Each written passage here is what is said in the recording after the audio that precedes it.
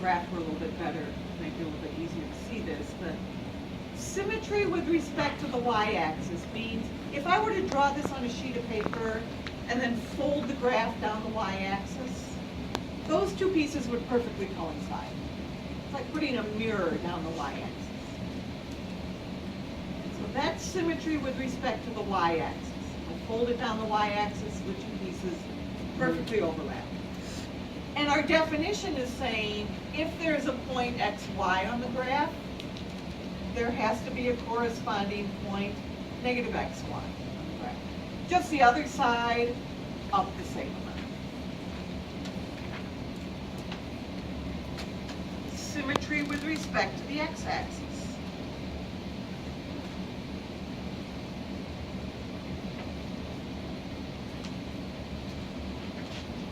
Same idea. If I were to fold that graph along the x-axis, the two pieces would perfectly overlap.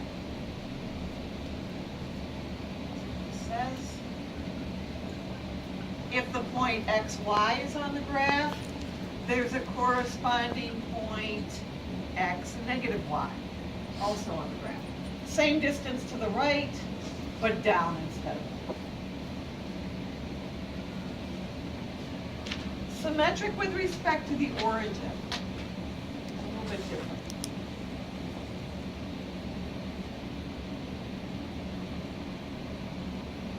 Can't really think of this as folding in A. This graph is symmetric with respect to the origin. If I were to take this piece of the graph and turn it 180 degrees, take this piece, I'd get this piece down here. That's symmetry with respect to the origin. If the point xy is on the graph, there's a corresponding point negative x, negative y.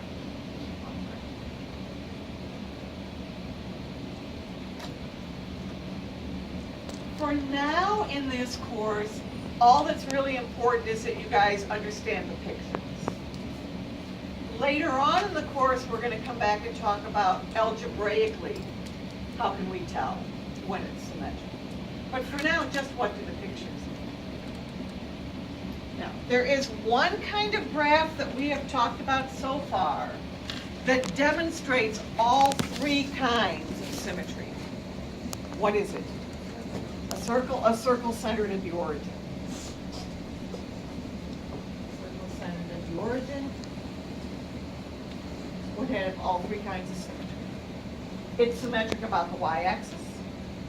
It's symmetric about the x-axis. If I take this piece and turn it 180 degrees, I get this piece. If I take this piece and turn it 180 degrees, I get this piece. So circles centered at the origin demonstrate all three kinds of symmetry.